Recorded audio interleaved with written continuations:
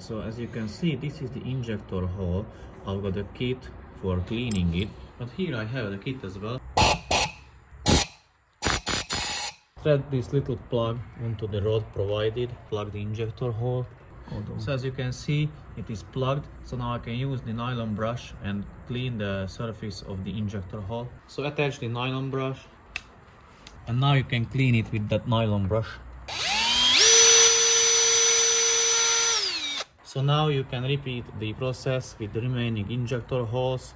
I'm gonna do that off camera again, but I will show you how they will look like after I cleaned them. This is how they look like after I cleaned them. I'm pretty happy with the result.